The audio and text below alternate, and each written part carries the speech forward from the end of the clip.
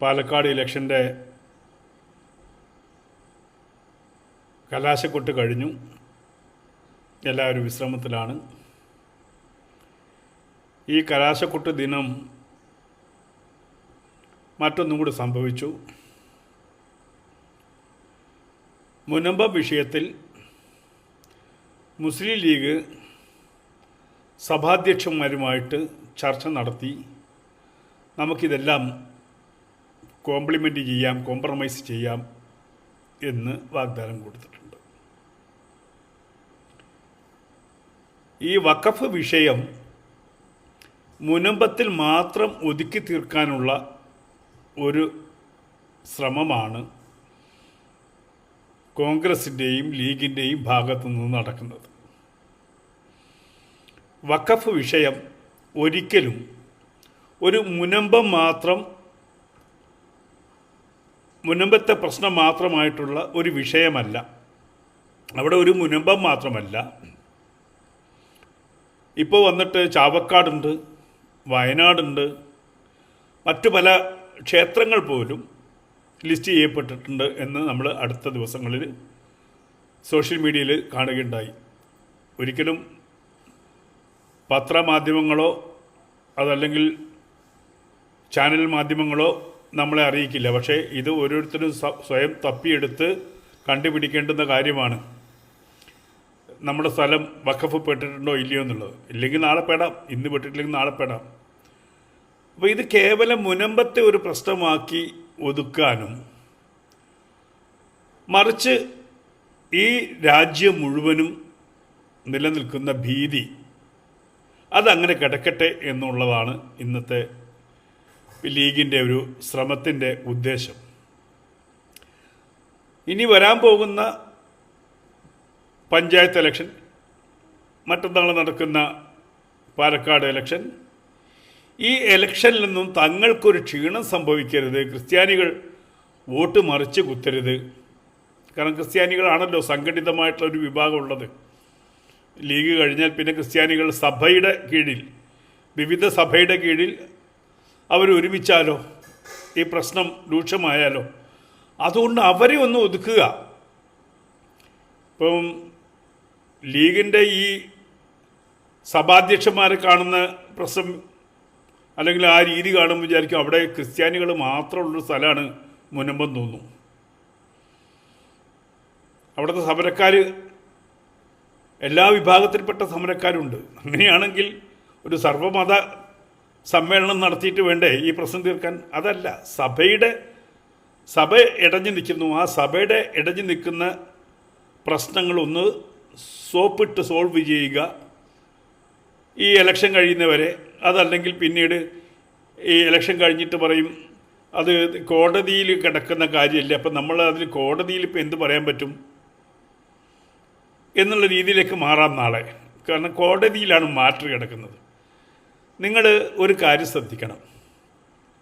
ഇപ്പോൾ ലീഗ് പറയുന്നു ഇത് വഖഫ് ഭൂമിയല്ല, കോംപ്രമൈസ് ചെയ്യണം, അവർക്ക് അവിടുത്തെ സ്ഥലങ്ങളൊക്കെ വിട്ടുകൊടുക്കണം.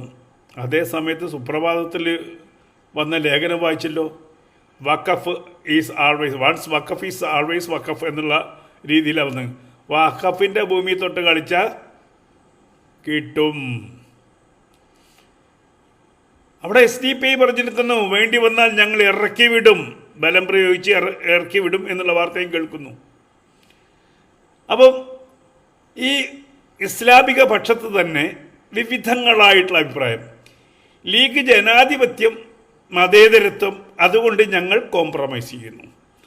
മറുവശത്ത് തൊട്ടപ്പുറത്ത് എന്താണ് പറയുന്നത്? ഞങ്ങൾക്ക് ഞങ്ങളുടെ മതമാണ് വരുന്നത്, ലീഗല്ല ഞങ്ങളുടെ പ്രശ്നം, ഞങ്ങൾക്ക് ഞങ്ങളുടെ മതമാണ് പ്രശ്നം, അതുകൊണ്ട് ആ കളി വേണ്ട, ഞങ്ങൾക്ക് വഖഫിൻ്റെ ഭൂമി വഖഫിന്. എങ്ങനെയുണ്ട്? അപ്പം ഇത് ഒരു ഗ്രൂപ്പിൽ അല്ലെങ്കിൽ ഈ മുസ്ലിം സമൂഹം വ്യത്യസ്ത തലങ്ങളിൽ കളിക്കുകയാണ്. അവരൊരു തലത്തിലേക്ക് എത്തുന്നില്ല.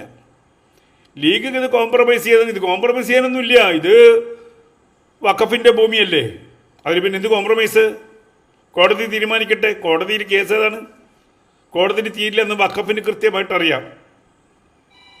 കാരണം ഇത് ഭൂമി വഖഫിൻ്റെതാണ് എന്ന് അവർ പറഞ്ഞിരിക്കുന്നു. അത് ലിസ്റ്റ് ചെയ്യപ്പെട്ടിരിക്കുന്നു. അങ്ങനെ ലിസ്റ്റ് ചെയ്യപ്പെട്ട ഭൂമി കോടതിക്കൊന്നും ചെയ്യാൻ പറ്റില്ല. കാരണം ആ നിയമത്തിൻ്റെ സ്വഭാവം അങ്ങനെയാണ്. കോടതിയിൽ ചോദ്യം ചെയ്യാൻ പറ്റാത്ത പ്രശ്നങ്ങളാണ്. കോടതിയിൽ ആൾറെഡി പോയി കഴിഞ്ഞു. കോടതി വിധി പറഞ്ഞു കഴിഞ്ഞു. ഇത് വഖഫിൻ്റെ ആണെന്ന് പറഞ്ഞു കഴിഞ്ഞു. വഖഫ് ബോർഡാണ് തീരുമാനിക്കേണ്ടത് എന്താണ്, ഇത് വഖഫിൻ്റെ ഭൂമിയാണോ അല്ലയോ എന്ന്. ഒറ്റ മണിക്കൂർ കൊണ്ട് വഖഫിന് തീരുമാനം എടുക്കാം. പിന്നെ ഈ ലീഗ് എന്തിനാണ് അവിടെ പോയി ഈ മെത്രാമാർ, സഭയുടെ അധ്യക്ഷന്മാരൊക്കെ കാണുന്നത്? ലീഗിന് നേരെ പോകേണ്ടിയിരുന്നത്, ലീഗ് എവിടേക്കാണ് പോകേണ്ടിയിരുന്നത്? ലീഗ് നേരെ പോകുന്നത് വഖഫിൻ്റെ ഓഫീസിലേക്കല്ലേ പോകേണ്ടത്. ആ വഖഫിൻ്റെ ആളുകളല്ലേ കാണേണ്ടത്, അതിൻ്റെ ചെയർമാനല്ലേ കാണേണ്ടത്. അവിടുത്തെ വഖഫ് ബോർഡിലെ അംഗങ്ങളെ കണ്ടിട്ടല്ലേ സംസാരിക്കേണ്ടത്. ഇത് വഖഫിൻ്റെ ഭൂമിയല്ല, ഇത് ജനങ്ങൾക്ക് വിട്ടുകൊടുക്കണം, വഖഫ് ഇതിൽ നിന്ന് പിന്മാറണം. വഖഫിന് ഒറ്റ കാര്യം പറഞ്ഞാൽ മതി, ഈ ഭൂമി ഞങ്ങൾക്ക് അവകാശപ്പെട്ടതല്ല എന്ന് ബോധ്യപ്പെട്ടിരിക്കുന്നു. ഇനി നമുക്കൊരു ഫാത്തിഹ ഓതി പിരിയാം എന്ന് പറഞ്ഞാൽ തീർന്നു പ്രശ്നം. ഈ ഭൂമി അള്ളാൻ്റെതല്ല എന്ന് വഖഫ് ബോർഡ് പറഞ്ഞു കഴിഞ്ഞാൽ മുനമ്പത്തെ പ്രശ്നം തീരും. അതല്ലാതെ ഈ ലീഗുകാർ എന്തിനാണ് സഭയുടെ അധ്യക്ഷന്മാരെ കണ്ടിട്ട് ഞങ്ങളത് കോംപ്രമൈസ് ആക്കാൻ, ഞങ്ങൾ ഗവൺമെൻറ്റിയോട് സംസാരിക്കാം? ഇതിൽ ഗവൺമെൻറ്റിന് ഇത് റോളാണുള്ളത്. ഗവൺമെൻറ് ചെയ്യേണ്ട റോളൊക്കെ ഗവൺമെൻറ് ചെയ്തു. അത് വഖഫിൻ്റെ ആണെന്ന് എഴുതി കൊടുത്തു ഗവൺമെൻറ്. അതാണ് ഇടതുപക്ഷം ചെയ്തിരിക്കുന്നത്. അപ്പോൾ ഇതിൽ നിലവിൽ ഗവൺമെൻറ്റിനോ കോടതിക്കോ ചെയ്യാവുന്നതിലും ഉപരിയായിട്ട് ചെയ്യാൻ പറ്റുന്നത് വഖഫ് ബോർഡിനാണ്. മാത്രമല്ല, ഇത് മുനമ്പം മാത്രം വിഷയം തൽക്കാലം അങ്ങ് മാറ്റി വെച്ചാലും, ഇനി വഖഫ് ബോർഡ് പിന്മാറിയാലും നാളെ വീണ്ടും ഇതേ ആവശ്യമെന്ന് ആരെങ്കിലും വരാം. ഇത് വഖഫിൻ്റെതായിരുന്നു, എങ്ങനെയാണ് വഖഫ് ആ തീരുമാനം എടുക്കുക? ആ തീരുമാനം എടുക്കാൻ വഖഫിന് എന്ത് അധികാരമാണ് ഉള്ളത് എന്ന് ചോദിച്ചാൽ കുഴഞ്ഞില്ലേ? വീണ്ടും പ്രശ്നമാവും. അപ്പോൾ ഈ പ്രശ്നങ്ങൾ ഇല്ലാതാവാൻ വേണ്ടിയിട്ടാണ് നമ്മൾ പറയുന്നത് വഖഫ് നിയമത്തിൽ ഭേദഗതി വരുത്തണം. വഖഫ് നിയമത്തിൽ ഭേദഗതി വരുത്താതെ ഈ പ്രശ്നങ്ങളൊന്നും അവസാനിക്കുന്നില്ല. ഇന്ന് മുനമ്പാണെങ്കിൽ നാളെ ഏതെങ്കിലും പള്ളിയെ അല്ലെങ്കിൽ ഏതെങ്കിലും അമ്പലം, അതല്ലെങ്കിൽ ഏതെങ്കിലും ജനങ്ങളുടെ ഭൂമി, ഇതിങ്ങനെ തുടർന്നുകൊണ്ടിരിക്കും. ഒരിക്കൽ ഈ ഭൂമി വഖഫ് ലിസ്റ്റ് ചെയ്യപ്പെട്ടാൽ കോടതിയിൽ എത്ര കാലം കോടതിയിൽ പോകാൻ പറ്റില്ല. കോടതി അറിയാണ് വഖഫിൻ്റെ ഭൂമിയാണ്, വഖഫ് തീരുമാനം എടുക്കാൻ പറ്റുള്ളൂ.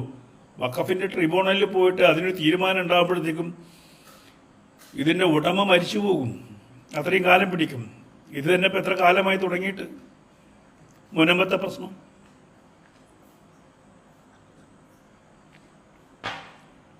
അപ്പം ആത്യന്തികമായിട്ട് സഭ പറയേണ്ടിയിരുന്നത് ഇത് കേവലം മുനമ്പത്തെ ജീവിതങ്ങളുടെ മാത്രം പ്രശ്നമല്ല, ഇത് ജാതിമത ഭേദമന്യേ ചാവക്കാട്ടെയും വയനാട്ടിലെ ഏറ്റവും കൂടുതൽ ഇതിന് ബാധിക്കുന്നത് മുസ്ലിങ്ങൾക്കാണ്. അപ്പം ഇതൊരു മതത്തിൻ്റെ പ്രശ്നമല്ല, ജാതിയുടെ പ്രശ്നമല്ല, ഇത് ഈ പറയുന്ന ഭാരതത്തിലെ മുഴുവൻ മനുഷ്യൻ്റെയും പ്രശ്നമാണ്. ആ മനുഷ്യൻ്റെ പ്രശ്നമായി കണ്ടുകൊണ്ട് വേണം ഇതിൽ ഇടപെടാൻ. ലീഗ് ഒരൊറ്റ തീരുമാനം എടുത്തായി ലീഗ് ഞങ്ങളുടെ മുഴുവൻ MP-മാരും മോദിജി ഇപ്പോൾ കൊണ്ടുവന്ന ബില്ലിനെ അനുകൂലിക്കും. ഇതിൽ വേറെ ഒന്നുമല്ല ആവശ്യപ്പെടുന്നത്. ഇപ്പം വഖഫിൻ്റെ ഭൂമിയാണ്, വഖഫിനെടുക്കാം. പക്ഷേ അത് വഖഫ് തീരുമാനിക്കാൻ പാടില്ല. ഈ രാജ്യത്ത് നിലവിലുള്ള ഒരു ഭരണഘടനയ്ക്ക് അനുസൃതമായിട്ടുള്ള കോടതികളുണ്ട്. ആ കോടതികളാണ് തീരുമാനിക്കേണ്ടത്. പകരം ആ കോടതിയുടെ അധികാരം ഇന്ന് വഖഫിന്റെ അടുത്തുണ്ട്, അത് ഒഴിവാക്കണം. അത് മാന്യതല്ലേ ലീഗുകാരെ? ഈ രാജ്യത്ത് ഭരണഘടന, അതിനെ സംരക്ഷിക്കുന്ന കോടതികൾ, ആ കോടതികൾക്ക് വിലയില്ലാത്ത അവസ്ഥ ഈ വഖഫ് ബോർഡ് ഉണ്ടാക്കിയിട്ടുണ്ടെങ്കിൽ അത് തിരുത്തേണ്ടതല്ലേ ലീഗുകാരെ? പൊന്നു തങ്ങളെ, അത് തിരുത്തേണ്ടതല്ലേ? നിങ്ങൾക്കൊക്കെ വായിച്ചാൽ മനസ്സിലാവുന്ന വ്യക്തികളാണല്ലോ. ഒരു വഖഫ് ഭൂമി അത് വഖഫിൻ്റെതാണെന്ന് പറയാൻ ഏതെങ്കിലും ഒരു വ്യക്തി അങ്ങ് ഉറപ്പിച്ച് പറഞ്ഞാൽ മതി, ഒരു രേഖയും വേണ്ട. അത് ഇന്നയാള് വഖഫ് ചെയ്തതാണ് എന്ന് ഒരു വ്യക്തി സാക്ഷ്യപ്പെടുത്തി കഴിഞ്ഞാൽ പോലും ആ ഭൂമിയിൽ റൈറ്റ് വഖഫിനായി. പിന്നെ അത് ഈ ആ ഭൂമിയിൽ താമസിക്കുന്നവർക്ക് ഇത് എപ്പോൾ തിരിച്ചു കിട്ടും അതും തീരുമാനിക്കേണ്ടത് വഖഫിന്റെ ട്രിബ്യൂണലാണ്. ഈ നിയമം മാറ്റണം, അത്രേ നമ്മൾ പറയുന്നുള്ളൂ. അത് വഖഫിന്റെ ഭൂമിയാണെങ്കിൽ കോടതി വഴി വഖഫ് പിടിച്ചെടുക്കട്ടെ, ഒരു സംശയമില്ല. അതല്ലാതെ ഒരു വ്യക്തിക്ക് തോന്നുക, അല്ലെങ്കിൽ കുറച്ച് ആൾക്കാർക്ക് തോന്നുക, അവർ പറയുകയാണ് ഇക്കടക്കുന്ന അമ്പലവും അതിന് ചുറ്റുമുള്ള ഒരു ഗ്രാമവും ഞങ്ങളതാണ്, അല്ലെങ്കിൽ കർണാടകയിൽ പറയും ഈ 10,000 ഏക്കർ വഖഫിൻ്റെതാണ്. അങ്ങ് കണ്ണുപൊട്ടി പറയുക. അങ്ങനെ കണ്ണുപൊട്ടി പറഞ്ഞു കഴിഞ്ഞാൽ അത് പിന്നീട് അല്ല എന്ന് തെളിയിക്കേണ്ടത് എവിടെയാണ്? വഖഫിന്റെ ഉള്ളിൽ തന്നെയാണ്. അവിടെയാണ് പ്രശ്നം.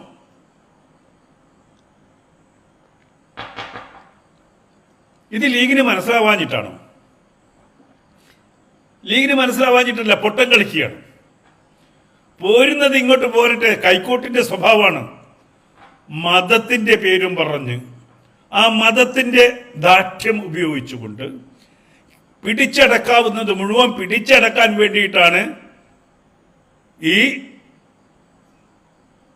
ബില്ലുകൾ ഇത്തരത്തിലാക്കിയത്, ഈ നിയമം ഇത്തരത്തിലാക്കിയത്.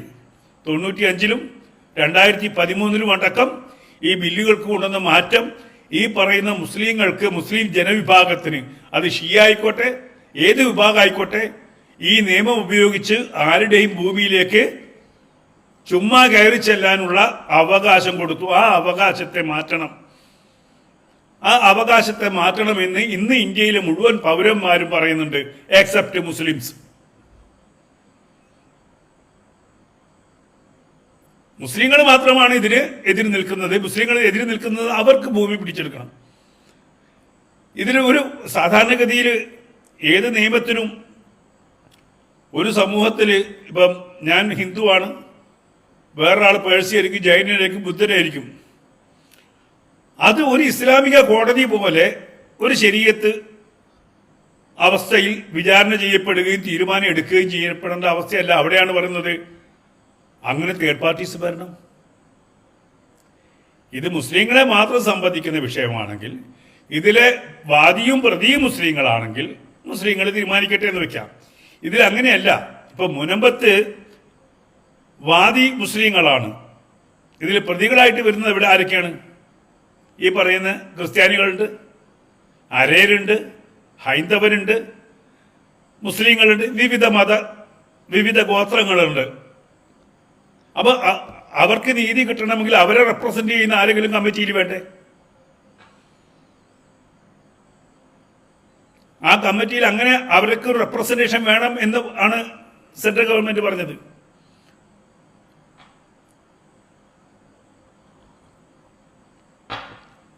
ആ റെപ്രസെന്റേഷൻ കൊടുക്കാതെ നിലവിലുള്ള ഒരു കാട്ട് നിയമം വെച്ച് ഈ വഖഫിനെ ഈ അർത്ഥത്തിൽ തന്നെ മുന്നോട്ട് കൊണ്ടുപോവുക എന്നുള്ളത് ഒരിക്കലും നമുക്ക് അംഗീകരിച്ചു കൊടുക്കാൻ പറ്റുന്നതല്ല. അപ്പൊ ഇവിടെ UDFും ലീഗും കൂടി കേരളത്തിലെ ഭരണം നിലനിർത്താൻ വേണ്ടി താൽക്കാലികമായിട്ടൊരു ഓട്ടയടക്കുക എന്നുള്ള തീരുമാനത്തിന് പോകുമ്പോൾ സഭാ നേതൃത്വം അത് അംഗീകരിച്ചു കൊടുക്കുകയാണെങ്കിൽ സഭ ക്രിസ്ത്യാനികൾക്ക് വേണ്ടി മാത്രമാണ് ഈ സമരം ചെയ്യുന്നത് എന്നുള്ള ധ്വനി വരും. അതല്ലെങ്കിൽ മുനമ്പത്തിലെ പ്രശ്നം മാത്രം തീർത്താൽ മതി എന്നുള്ള തീരുമാനം സഭ എടുക്കുകയാണെങ്കിൽ അത് ജനാധിപത്യത്തിനെതിരെ ഉള്ള ഒരു വെല്ലുവിളിയായിട്ട് വരും. ഞങ്ങൾക്ക് ഞങ്ങളുടെ കാര്യം കിട്ടിയാൽ മതി, ഞങ്ങളുടെ കുഞ്ഞാടുകളെ രക്ഷപ്പെടുത്തിയാൽ മതി എന്ന് സഭ ഒരു തീരുമാനമെടുത്താൽ അത് സഭയ്ക്ക് തന്നെ ദോഷമായിട്ട് പിന്നീട് ഭവിക്കുകയും ചെയ്യും. അപ്പം മുനമ്പത്തെ പ്രശ്നം മാത്രമല്ല ഈ വഖഫ് നിയമം കൊണ്ട് ഉണ്ടാകുന്ന പ്രശ്നം, മുനമ്പത്ത് മാത്രമല്ല ഭാരതത്തിൽ എവിടെയും സംഭവിക്കാം. ഇപ്പൊ തന്നെ തമിഴ്നാട്ടിലുള്ള ഈ കണ്ടെത്തിയ പല ഭൂമികളും ക്രിസ്ത്യാനികളുടെ ഭൂമിയാണ്. വേളാങ്കണ്ണി പള്ളിക്ക് പോലും അവകാശവാദമുണ്ടെന്നാണ് കേൾക്കുന്നത്. എനിക്ക് കൃത്യമായിട്ട് അറിയില്ല, പക്ഷേ ഉണ്ടെന്ന് കേൾക്കുന്നു. വേളാങ്കണ്ണി പള്ളിക്ക് അവകാശവാദമുണ്ടെന്ന് കേൾക്കുന്നു. അപ്പൊ ഈ മുനമ്പത്തെ പ്രശ്നം തീർന്നാൽ വേളാങ്കണ്ണിയിലെ പ്രശ്നം തീരുവോ ലീഗുകാരെ? ലീഗിനൊരു സ്വഭാവമുണ്ട്. ലീഗ് എപ്പോഴും ഞങ്ങൾ മതേതരത്വം സംരക്ഷിക്കുന്നവരാണെന്ന് പറയും. പക്ഷേ ആ മതേതരത്വം അവരുടെ ഉള്ളിൽ ഈ പുറത്ത് കാണിക്കുന്ന ഒരു മേക്കപ്പാണ്. ഇൻസൈഡിൽ വേറെയാണ്. ഇൻസൈഡിൽ 100% ഇസ്ലാമിക നിയമങ്ങൾ അനുസരിക്കുകയും ഇസ്ലാമിക നിയമങ്ങൾ രാജ്യത്ത് വരണമെന്ന് തീരുമാനിക്കുകയും ചെയ്യുന്ന ഒരു മതബോധം അവർക്കുണ്ട്. ആ മതത്തെ വിട്ടിട്ട് ആർക്ക് കളിക്കാൻ പറ്റില്ല? ലീഗിന് കളിക്കാൻ പറ്റില്ല. ഇപ്പൊ സമസ്തയുടെ അഭിപ്രായം ലീഗിന്റെ അഭിപ്രായമല്ലല്ലോ, ആണോ? ജമാഅത്തെ ഇസ്ലാമിയുടെ അഭിപ്രായം ലീഗിന്റെ അഭിപ്രായമാണോ? അല്ലല്ലോ. അപ്പൊ ഈ പറയുന്ന ഈ ഇസ്ലാമിക വിഭാഗത്തിൽ ഭിന്നങ്ങളായി നിൽക്കുന്ന ആൾക്കാർക്ക് ഭിന്നങ്ങൾ ആയിട്ടുള്ള അഭിപ്രായം ഉണ്ടാവുക. ഇതൊരു കളിയാണിത്. അതിനിടയിൽ ഞങ്ങൾ ജനാധിപത്യത്തിൽ വിശ്വസിക്കുന്നു, മതേതരത്തിൽ വിശ്വസിക്കുന്നു. അങ്ങനെ മതേതരത്വത്തിലും ജനാധിപത്യത്തിലും വിശ്വസിക്കുകയാണെങ്കിൽ നിലവിൽ കൊണ്ടുവന്ന അമെൻഡ്മെന്റിന് ലീഗ് സമ്മതിക്കണം. ഈ പുരോഹിതന്മാർ ചോദിക്കേണ്ടിയിരുന്നു, നിങ്ങളത് സമ്മതിക്കുമോ? എന്തുകൊണ്ടാണ് നിങ്ങളത് സമ്മതിക്കാത്തത് എന്ന് ചോദിക്കണം. അപ്പം സാധാരണഗതിയിൽ മുസ്ലിങ്ങൾ ഈ മറ്റ് മതസ്ഥർ മുമ്പിൽ മാന്യമായി കാണിക്കുന്ന ഒരു വ്യവസ്ഥയുണ്ട്, അതിന് തക്കിയ എന്ന് പറയുന്നത്. കാരണം കടുത്തിറക്ക ഉള്ളിൽ മനസ്സിൽ വെക്കുകയും പുറത്ത് ചിരിച്ചു കാണിക്കുകയും ചെയ്യുന്ന ഒരു സംവിധാനമുണ്ട് തക്കിയ. നമ്മൾ പറഞ്ഞ് തുടങ്ങി നിർത്തിയതാണ്. ഈ ഇലക്ഷൻ സംബന്ധിച്ച വാർത്തകളും കാര്യങ്ങളും വരുന്നുണ്ട്. അതിന് ശേഷം അത് പുനരാരംഭിക്കാമെന്ന് ഞാൻ കരുതിയാൻ നിർത്തിയതാണ്. വലാഉം ബറാഉം.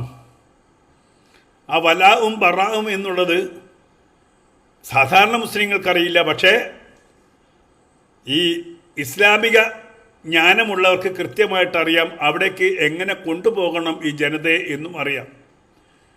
അപ്പോൾ ഇത് മതത്തിൻ്റെ പ്രശ്നമാണോ എന്ന് ചോദിച്ചാൽ മതത്തിൻ്റെ 100% മതത്തിൻ്റെ പ്രശ്നമാണ്, ഇസ്ലാമിൻ്റെ പ്രശ്നമാണ്.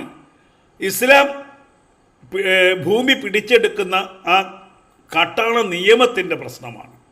ആ കാട്ടാള നിയമത്തിനെ കേവലം മുനമ്പത്തെ പ്രശ്നമായി ഒതുക്കിക്കൊണ്ട് അവിടെ ഒരു ക്രിസ്ത്യാനികളുമായി സംസാരിച്ച് താൽക്കാലികമായി ഒന്ന് ഓട്ടയടയ്ക്കാം എന്ന് കരുതിയാൽ ഇത് അവസാനിക്കില്ല.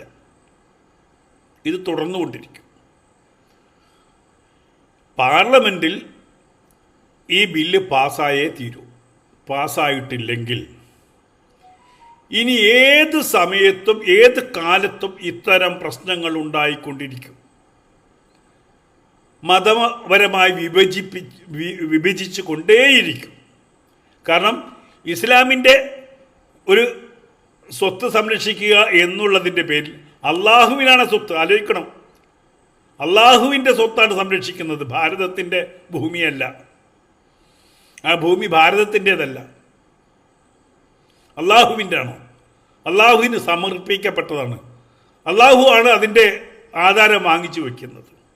ഒന്ന് ആലോചിച്ച് നോക്കൂ. അങ്ങനെ അത്തരത്തിൽ അള്ളാഹുവിന് വേണ്ടി തന്നെയാണ് ഈ സമരങ്ങൾ മുഴുവൻ നടക്കുന്നത്. അള്ളാഹുവിന് വേണ്ടി തന്നെയാണ് ഈ പിടിച്ചെടുക്കൽ നടക്കുന്നത്.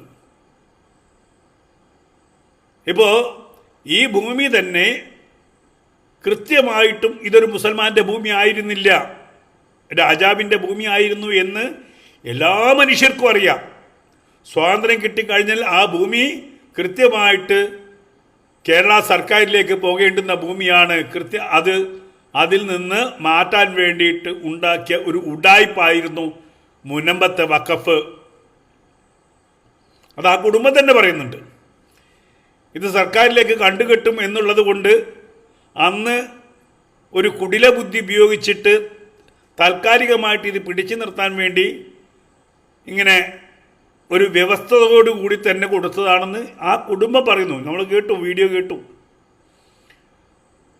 അപ്പോൾ ഒന്ന് ആലോചിച്ച് നോക്കണം. സർക്കാരിലേക്ക് പോകേണ്ടുന്ന ഒരു ഭൂമിയെ തട്ടിച്ച് മാറ്റാൻ വേണ്ടി ആ രേഖ അവിടെ ഉണ്ട്. ഇത് അടിസ്ഥാന രേഖ കിട്ടുമല്ലോ. ഇതിന് പാട്ടത്തിനെടുത്തതാണ്, പാട്ടം കൊടുത്തതാണ്, കൃഷിക്ക് കൊടുത്തതാണ് മഹാരാജാവ് എന്നുള്ളത് കൃത്യമായിട്ട് അറിയാം. അപ്പോൾ അതൊന്നും നോക്കാതെ, അതെല്ലാവർക്കും അറിയുന്ന കാര്യങ്ങളാണ്. ഈ ഭൂമി മുസൽമാൻ്റെ ഭൂമിയല്ല യഥാർത്ഥത്തിൽ. ഇനി അതൊക്കെ പോട്ടെ, അതിനുശേഷം ഈ ഭൂമി ഫറൂഖ് കോളേജിൻ്റെ കയ്യിലെത്തി. ഫറൂഖ് കോളേജ് അത് കാശ് വാങ്ങിച്ച് വിറ്റ് പുട്ടടിച്ചു. അങ്ങനെ തന്നെ പറയണം. എന്നിട്ട് ഉളുപ്പില്ലാതെ മിണ്ടാതിരിക്കുന്നു. ഇസ്ലാമിൻ്റെ എന്താണ് ശരികൾ മാത്രം പഠിപ്പിക്കുന്ന ഒരു കോളേജാണ്. എന്നാലോചിച്ചോക്കൂ, ഈ മതത്തിൻ്റെ എല്ലാ സാരാംശങ്ങളും പഠിപ്പിക്കുന്ന കോളേജാണ്. അവരാണ് ഈ 2 ഏക്കർ പരിപാടി ചെയ്തിരിക്കുന്നത്. ഈ ഭൂമി വിറ്റ് കാശ് വാങ്ങിച്ചിട്ട് അന്നത്തെ വിലയ്ക്ക് ഇരട്ടി വില വാങ്ങിച്ചു എന്ന് പറഞ്ഞു. ആ വില വാങ്ങിച്ചിട്ട് കമാന്നൊരു അക്ഷരമാണ്. ഇതാണ്. അപ്പോൾ അത് എന്ത് നീതിബോധമാണ്, എന്ത് ദീനി ബോധമാണ്, അതും കൂടി പറയട്ടെ. മുസ്ലിങ്ങളല്ലേ അവർ? അള്ളാഹുവിനെ പേടിക്കുന്നവരല്ലേ?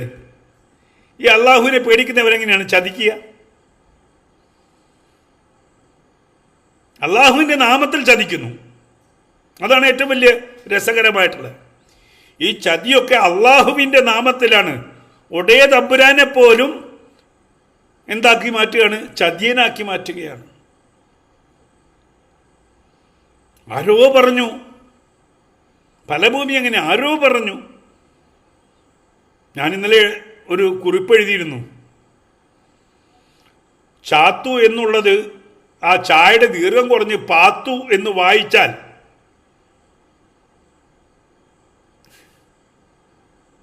ആ പാത്തു വഖഫിന് കൊടുത്തു എന്ന് പറഞ്ഞാൽ ചാത്തു പാത്തുവാവും. ചാത്തു പാത്തുവായി മാറും. കൂട്ടക്ഷരത്തിൽ പണ്ടൊക്കെ ചാത്തു എന്ന് എഴുതുമ്പോൾ ചിലപ്പോൾ നിങ്ങളൊന്നും കാണില്ല. അത് മതി പിടിക്കാൻ. എങ്ങനെയാ നിങ്ങളുടെ വീട്ടിൽ പാത്തു വരിക? അപ്പം അത് പാത്തുമ്മയാണ്.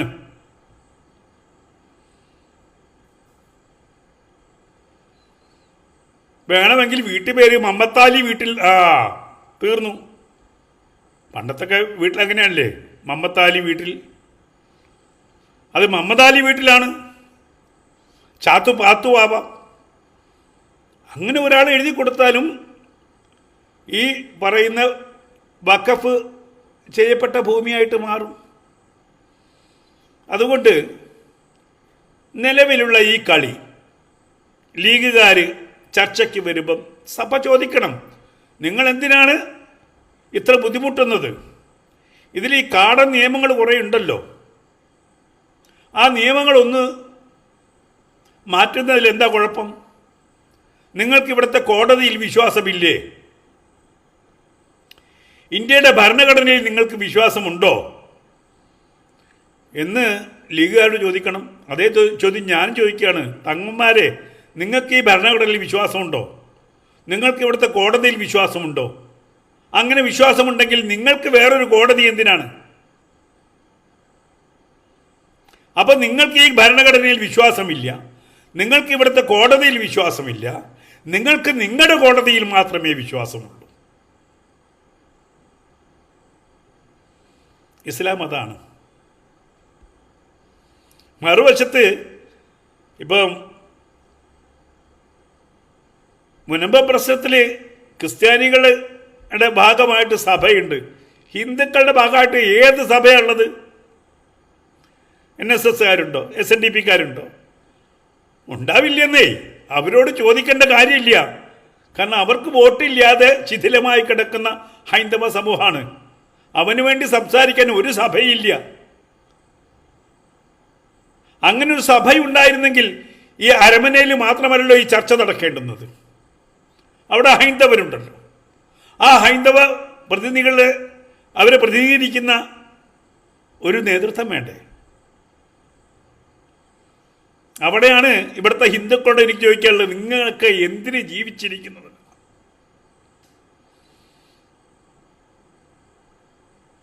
നിങ്ങൾക്ക് നേതൃത്വം കൊടുക്കാൻ ആരുമില്ല, നിങ്ങൾക്ക് ബോർഡില്ല, ഒന്നുമില്ല.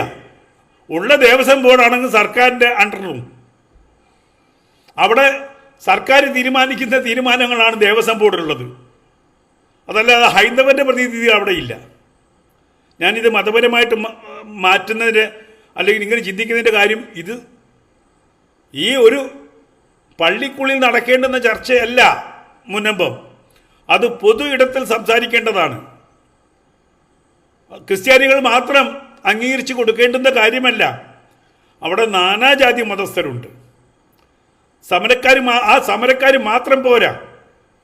ഇന്ന് ഇത് എന്താണ്, വ്യാലിയെപ്പോലെ ഈ നിയമം മറ്റുള്ളവരിലേക്ക് ചെല്ലുമ്പോൾ അവിടുത്തെ റെപ്രസെൻറ്റേഷൻ വേണ്ടേ? വയനാട്ടിലെ റെപ്രസെൻറ്റേഷൻ വേണ്ടേ? ചാവക്കാട് റെപ്രസെൻറ്റേഷൻ വേണ്ടേ? പാലക്കാട് കുറേ സ്ഥലങ്ങളുണ്ടെന്ന് പറയുന്നു, ഇല്ലയെന്ന് നല്ല മന്ത്രി പറഞ്ഞു. പക്ഷേ ഇന്ന് ഈ വഖഫ് ബോർഡിൻ്റെ വെബ്സൈറ്റിൽ ഓരോരുത്തരും കണ്ടുപിടിച്ചുകൊണ്ടിരിക്കുകയാണ്. അങ്ങനെ ഇന്നലെ ഒരാൾ ഇട്ടിരിക്കുന്നു, ആ രേഖ ഇട്ടിരിക്കുന്നു, ഒരു അമ്പലം വഖഫിൻ്റെ രേഖയിലുണ്ടെന്ന്. അപ്പം ഉറപ്പായിട്ടും കൃത്യമായിട്ടും പറയണം ലീഗുകാരോട്, പൊതുസമൂഹം പറയണം. ഇത് കേവലം മുനമ്പത്തെ മാത്രം പ്രശ്നമല്ല, അവിടുത്തെ ക്രിസ്ത്യാനികളുടെ മാത്രം പ്രശ്നമല്ല. ഇത് ക്രിസ്ത്യൻ വോട്ട് അത് തങ്ങളുടെ കയ്യിൽ നിന്ന്, UDFൻ്റെ കയ്യിൽ നിന്ന് പോകുമോ എന്നുള്ള ഭയം മാത്രമേ ലീഗിനുള്ളൂ. അല്ലാണ്ട് ലീഗിന് മുനമ്പത്തെ ആളുകളോടല്ല സ്നേഹം, ലീഗിന് പള്ളിയോട് തന്നെയാണ് സ്നേഹം, ഒരു സംശയവും വേണ്ട. അതല്ല എന്ന് അവർ പറയും. പക്ഷെ അവരൊന്ന് ഇപ്പം ഇന്ന് തന്നെ തങ്ങളെ തങ്ങളെ പറഞ്ഞു, അയ്യോ തങ്ങൾ ലീഗിൻ്റെ ആളല്ല, അത് മതത്തിൻ്റെ ആളാണ്. അവിടെ മതം വരും. തങ്ങളെ ഒന്ന് ക്രിട്ടിസൈസ് ചെയ്ത് നോക്കൂ. അപ്പം ലീഗിൻ്റെ പ്രശ്നമല്ല, ഇവിടുത്തെ ഏത് രാഷ്ട്രീയക്കാരനെയും ലീഗുകാരനെ ക്രിട്ടിസൈസ് ചെയ്യാം, പിണറായി വിജയനെ ക്രിട്ടിസൈസ് ചെയ്യാം, BJPക്കാരെ ക്രിട്ടിസൈസ് ചെയ്യാം, ആരെ വേണമെങ്കിലും ലീഗുകാരനെ ക്രിട്ടിസൈസ് ചെയ്യാം. പക്ഷെ പാണക്കാട് തങ്ങളാകുമ്പോഴത്തേക്കും അത് പ്രവാചകന്റെ പരമ്പര. എന്ത് പരമ്പര? പ്രവാചകൻ എന്ത് പരമ്പരയുള്ളത്? ആൺമക്കളായിട്ടുള്ളതൊന്നും എനിക്കറിയില്ല. അങ്ങനെ ഇപ്പോൾ ഈ പാണക്കാട് തങ്ങന്മാരല്ല, ഒരുപാട് തങ്ങന്മാരുണ്ട് ഇവിടെ ഈ രാജ്യത്ത്. അപ്പം അവിടെ എത്തുമ്പം അവരെ ഒന്ന് ഒരു രാഷ്ട്രീയമായി ക്രിട്ടിസൈസ് ചെയ്താൽ പോലും അവർക്ക് ആ മതബോധം ഉണരുകയും അത് വിശേഷപ്പെട്ട വ്യക്തിയാണ്, നിങ്ങൾക്ക് കുറ്റം പറയാൻ പാടില്ല, ചോദ്യം ചെയ്യാൻ പാടില്ല എന്നുള്ള നിലപാട് വരും. ഇതാണ് ഈ ലീഗിൻ്റെ ഇരട്ടത്താപ്പ്. ഇപ്പം ഇന്ന് ഈ എഴുത്തച്ഛൻ്റെ പ്രതിമയെക്കുറിച്ച് സംസാരിക്കുന്നത് കേട്ട് ഞങ്ങളവിടെ മറ്റേ ഒരു എഴുത്തച്ഛൻ്റെ പ്രതിമ സ്ഥാപിക്കാൻ പറ്റില്ല എന്ന് എല്ലാവർക്കും അറിയാം. ഇപ്പം അതുകൊണ്ടൊരു അമ്പലത്തിനകത്ത് സ്ഥാപിക്കുന്നു.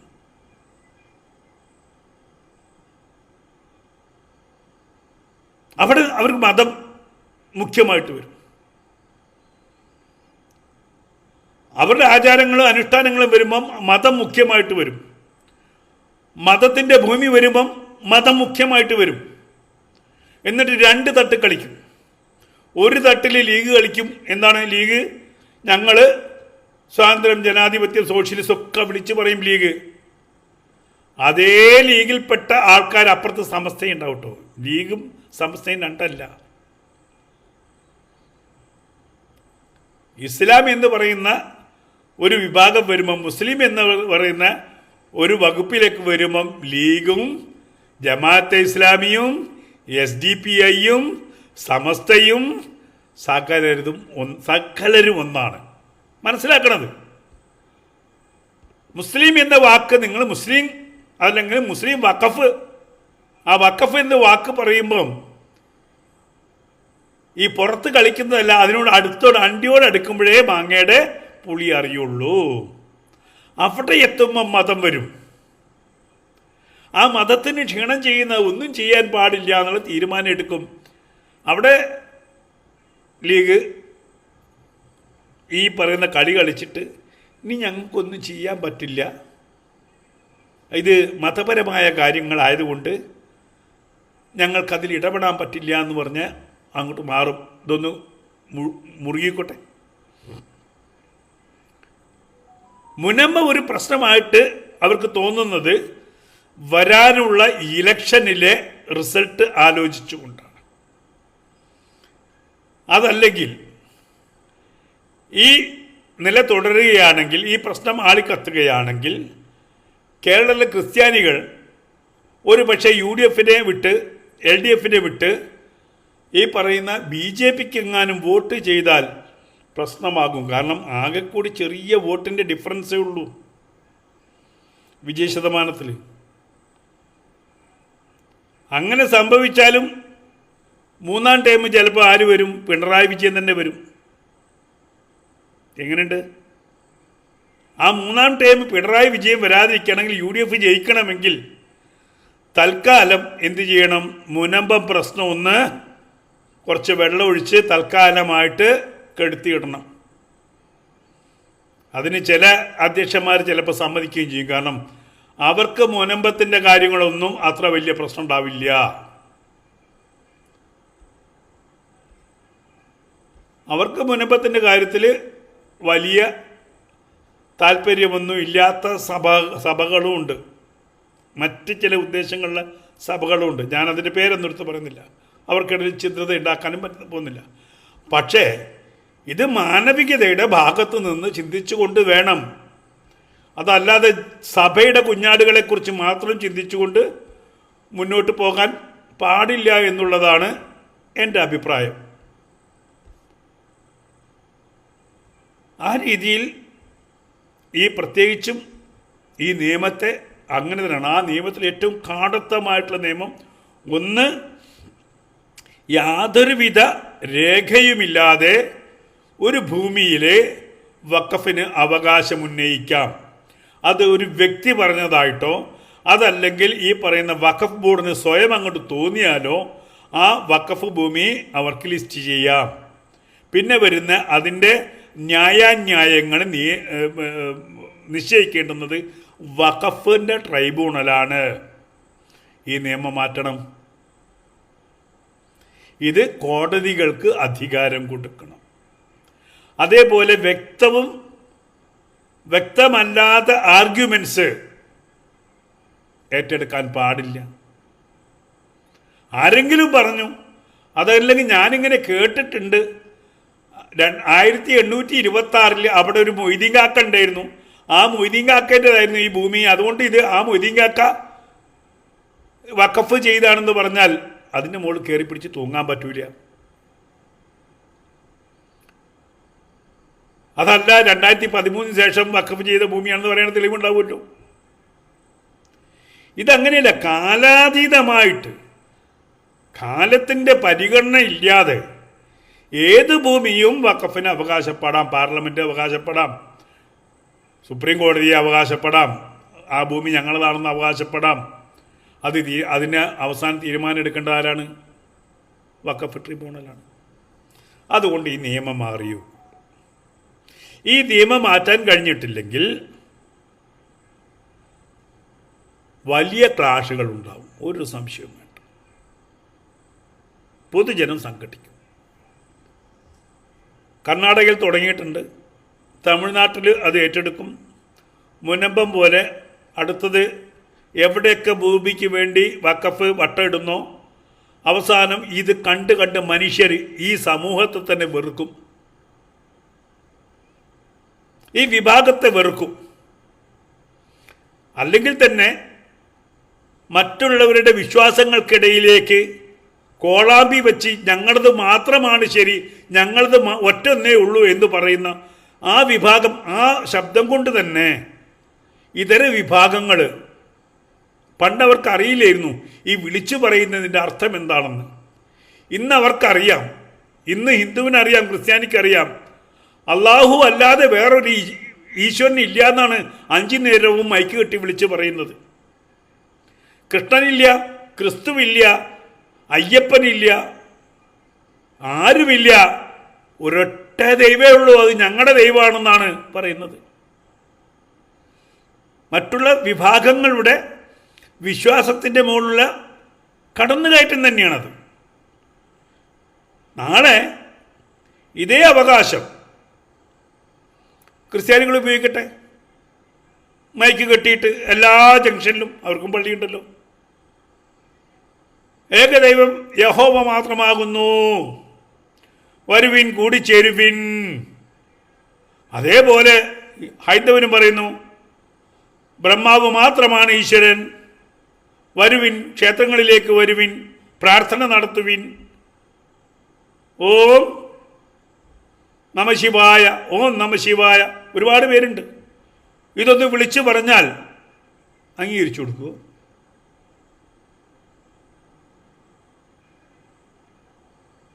അംഗീകരിച്ചു കൊടുക്കുമോ? ഇല്ല. അവിടെ ആകുമ്പോൾ പ്രശ്നമാണ്. ആ ഒച്ച ഞങ്ങൾക്ക് കേൾക്കാൻ പാടില്ല. ആദ്യം കേസ് ഫയൽ ചെയ്യുന്നത് അവരുടെ വിഭാഗത്തിലുള്ള ആൾക്കാരായിരിക്കും. മൈക്ക് കെട്ടി പറഞ്ഞാൽ വന്നിട്ടുണ്ട്. ഈ വൈകുന്നേരം അമ്പലത്തിൽ വൈകുന്നേരം 5 മണിക്ക് 6 മണിക്ക് ആണ് സാധാരണ ഒന്ന് നാമം ചൊല്ലുക. അതുപോലും പാടില്ലല്ലോ ഇപ്പോൾ. കോളാമ്പി അമ്പലത്തിന് പാടില്ല. അമ്പലത്തിനകത്ത് കേൾക്കുന്ന ബോക്സ് മാത്രമേ വെക്കാൻ പറ്റുള്ളൂ. ഇവിടെ 50 അടി 50 അടി 100 അടിക്ക് എത്ര മൈക്ക് കെട്ടിയിട്ട് വേണമെങ്കിലും എൻ്റെ ദൈവം മാത്രമേ ഉള്ളൂ, എൻ്റെ ദൈവം മാത്രമേ ഉള്ളൂ എന്ന് രാവും പകലും വിളിച്ചു പറയാം. അതേ അധികാരം തന്നെയാണ്.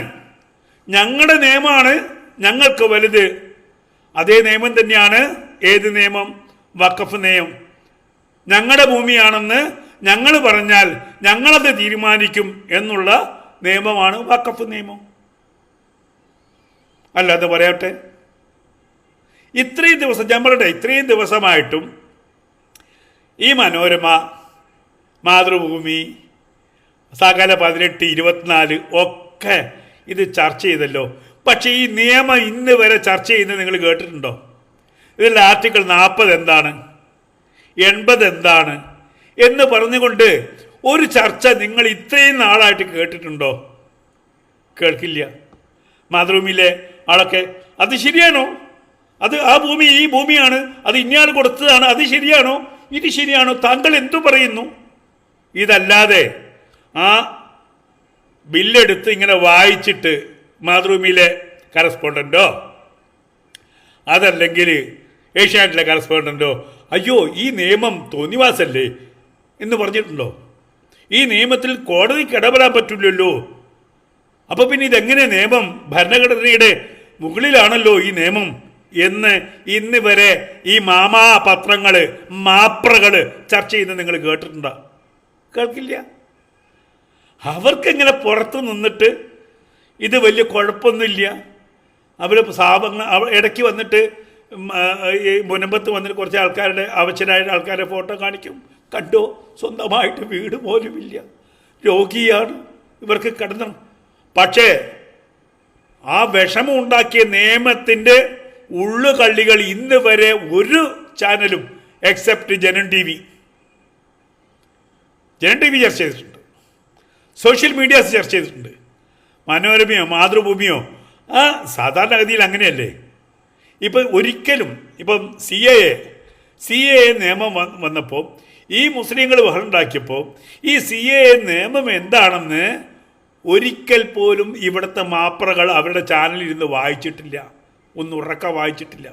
ഇത് തന്നെയാണ് പണ്ട് നമ്മുടെ ഭൂമിയുടെ പ്രശ്നത്തിൽ വന്നപ്പോഴും ഉണ്ടായിട്ടുള്ളത്. നമ്മുടെ കാടിനെ സംരക്ഷിക്കാൻ വേണ്ടിയിട്ട് നിയമം വന്നപ്പോഴും നിയമം വായിച്ച് നോക്കാതെ അതിനെ ഈ പറയുന്ന മാപ്രകൾ വട്ടമിട്ട് വളച്ചൊടിച്ച് ആ നിയമം ഒരിക്കൽ പോലും ആ നിയമത്തിൻ്റെ അന്തസ്സത്ത എന്താണ് എന്ന് പറയാതെ വിട്ടത്. അതിൻ്റെ ദുരന്തമാണ് ഇപ്പം നമ്മൾ അനുഭവിക്കുന്നത്. ചർച്ച ചെയ്യപ്പെടേണ്ടത്, ഇന്ന് ചർച്ച ചെയ്യപ്പെടേണ്ടത് ഈ മാപ്രകൾ എന്തുകൊണ്ടാണ് ആ നിയമത്തെ എടുത്തിട്ട് അതിന് ഇന്ന ഇന്ന ക്ലോസുകൾ ജനാധിപത്യ വിരുദ്ധമാണ്, അതല്ലെങ്കിൽ ഭരണഘടനാ വിരുദ്ധമാണ് എന്ന് പറയാൻ ധൈര്യം കാണിക്കാത്ത മാതൃഭൂമിയുടെയോ അല്ലെങ്കിൽ മൊട്ടയോ ഇന്ന് ഇവരെ എടുത്ത് ഇത് ചർച്ച ചെയ്തിട്ടുണ്ടോ? ഇല്ല. സാധാരണ ജനങ്ങൾക്ക് ഇപ്പോൾ ഇതൊന്നും എടുത്ത് വായിച്ച് ഇംഗ്ലീഷിൽ നിന്ന് ട്രാൻസ്ലേറ്റ് ചെയ്ത് മലയാളത്തിലാക്കിയിട്ട് സംസാരിക്കാനുള്ള അല്ലെങ്കിൽ ചർച്ച ചെയ്യാനുള്ള നേരമില്ല. അവൻ്റെ വീട്ടിലോട്ട് ഇവൻ കടന്നു വരുമ്പോഴേത് ഈ വഖഫ് എന്ന് പറഞ്ഞ നീരാളി കടന്നു വരുമ്പോൾ മാത്രമേ അവൻ മേലോട്ട് നോക്കുള്ളൂ. അയ്യോ പോയേ ഞാനെന്ത് ചെയ്യുന്നു അപ്പോഴേ ചിന്തിക്കുള്ളൂ. അങ്ങനത്തെ സമൂഹമാണ് കേരളത്തിലുള്ളത്. അപ്പോൾ അവിടെ അത് ചർച്ച ചെയ്യാതെ, ഇതിനകത്തുള്ള കാര്യങ്ങൾ ചർച്ച ചെയ്യാതെ ലീഗ് ഇന്ന് വരെ അതിനകത്തുള്ള കാര്യങ്ങൾ ചർച്ച ചെയ്തിട്ടില്ലല്ലോ. ഇത് ഇന്ന നിയമത്തിൻ്റെ പോരായ്മയാണ്, ഇത് വഖഫ് ഭൂമി അല്ല, എന്നിട്ടും പിന്നെ എങ്ങനെയാണ് വഖഫിൻ്റെ അടുത്ത് എത്തിയത്? അത് ഏത് ആർട്ടിക്കിൾ വെച്ചിട്ടാണ്? വഖഫിൻ്റെ എത്രാമത്തെ നിയമം വെച്ചിട്ടാണ് ലീഗുകാർ പറയണ്ടേ? ആ നിയമം കൊണ്ടാണ് ഇങ്ങനെ സംഭവിച്ചത് എന്ന് പറയണ്ടേ? ആ നിയമം കൊണ്ടാണ് മുൻപത്തെ മനുഷ്യരിങ്ങനെ തെരുവിൽ കഴിയുന്നത് എന്ന് പറയണ്ടേ? പറയില്ലല്ലോ.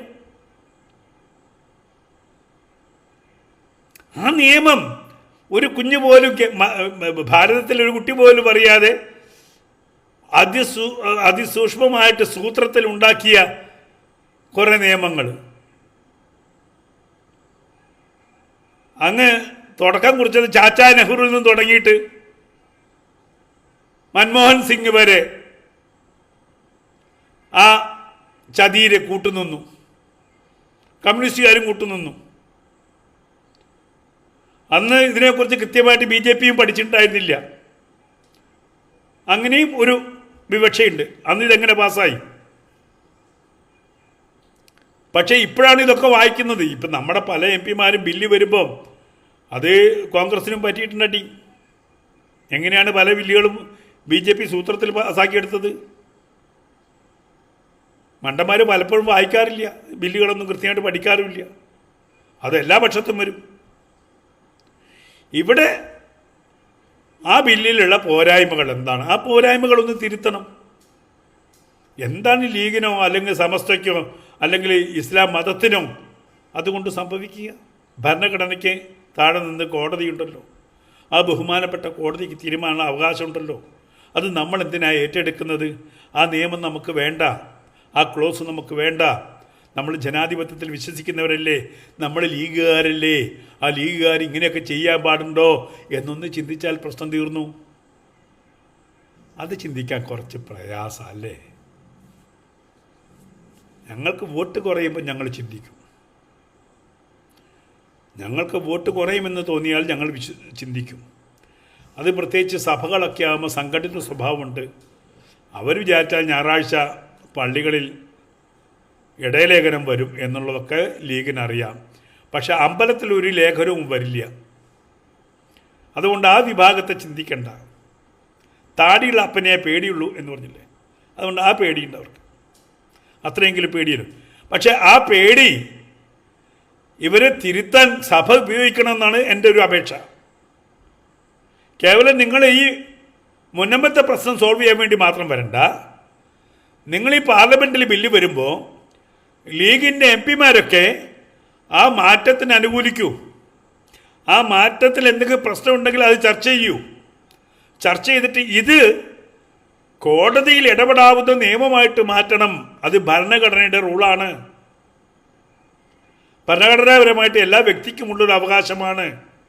അത് മുസ്ലിങ്ങൾക്ക് നിഷേധിക്കാൻ പറ്റില്ല. മറ്റുള്ള എല്ലായിടത്തും കോടതിക്ക് തീരുമാനിക്കാം. ദേവസ്വം ബോർഡിന് ഒരു കോടതിയിൽ ഒരു ബെഞ്ച് തന്നെയുണ്ട് ദേവസ്വത്തിൻ്റെ കാര്യങ്ങൾ തീരുമാനിക്കാൻ. അപ്പം പിന്നെ ഈ വഖഫ് ബോർഡിന് ഒരു ബെഞ്ച് കോടതിയിലേക്ക് ഇട്ടാൽ പോരെ? പ്രശ്നം തീർന്നില്ലേ?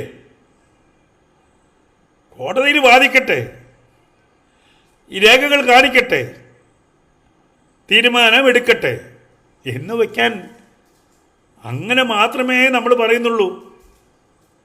അത് പാടില്ല എന്ന് പറയുമ്പോൾ ഇവർക്ക് മതവും ആ മതത്തിൻ്റെ ഉള്ളിലുള്ള ഇവരുടെ ആശയങ്ങളും നടപ്പിലാക്കാനുള്ള വ്യഗ്രതയുണ്ടെന്ന് മനസ്സിലാക്കണം. ഇവർക്ക് അള്ളാഹ് മാത്രമേ വലുതായിട്ടുള്ളൂ, അല്ലെങ്കിൽ മുൻപത്തെ ജനങ്ങളൊന്നും വലുതായിട്ട് അവർക്ക് തോന്നില്ല. അവരുടെ അള്ളാഹ് മാത്രമേ വലുതായിട്ടുള്ളൂ. ഇത് ഞാൻ പറയുന്നത് വർഗീയതയല്ല, സത്യമാണ്. ഈ ഭൂമി, ഈ കണ്ട ഭൂമിയൊക്കെ ആർക്ക് വേണ്ടിയിട്ടാണ്? അള്ളാഹ്ക്ക് വേണ്ടിയിട്ടാണ്. അള്ളാഹ്ക്ക് വേണ്ടി വാങ്ങിച്ചിട്ട് അതിൽ മൾട്ടി സ്റ്റോർ ബിൽഡിംഗ് ഉണ്ടാക്കി, അതിൽ ഹോട്ടൽ ഉണ്ടാക്കി, അതിൻ്റെ വരുമാനം വാങ്ങിച്ച് അത് പല വഴിക്കാക്കുന്ന, അങ്ങനെ പല വഴിക്കാക്കാൻ പാടില്ല എന്നാണ് സെൻട്രൽ പറഞ്ഞത്. ഇപ്പോൾ പിടിച്ചല്ലോ, വഖഫിൻ്റെ ഭൂമി തിരിമറി ചെയ്തിട്ട് ഒരാൾ ജയിലിൽ കിടപ്പുണ്ടല്ലോ. ഇത് സംഭവിക്കാൻ പാടില്ല. ഇവിടെ അത് അങ്ങനെ സംഭവിക്കാം. വഖഫിൻ്റെ ബോർഡിന് എന്ത് വേണമെങ്കിലും ചെയ്യാനുള്ള, വിൽക്കാനുള്ള അവകാശമുണ്ട്. ആലോചിച്ച് നോക്കൂ. ആ വിൽക്കാനുള്ള അവകാശം വെച്ചിട്ടാണല്ലോ ഇവർ വിറ്റത്. ഫറൂഖ് കോളേജ് വിറ്റത് അവകാശം കൊണ്ടല്ലേ വിറ്റത്.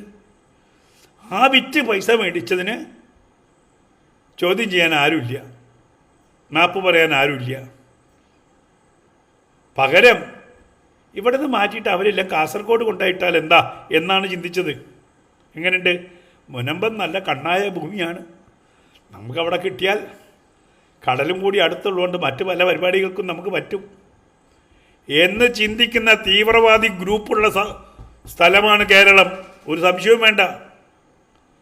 അതുകൊണ്ടാണ് ഞങ്ങൾ അടിച്ചിറക്കും എന്നൊക്കെ പറയാനുള്ള ഒരു നിലയിലേക്ക് എത്തുന്നത്.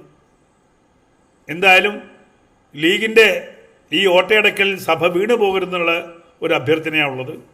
കാരണം ഇത് സഭയുടെ മാത്രം പ്രശ്നമല്ല, ഈ രാജ്യത്തിൻ്റെ പ്രശ്നമാണ്, രാജ്യത്തിലെ ജനങ്ങളുടെ പ്രശ്നമാണ്. ആ രീതിയിൽ വേണം സഭ ഇത് ഏറ്റെടുക്കാൻ.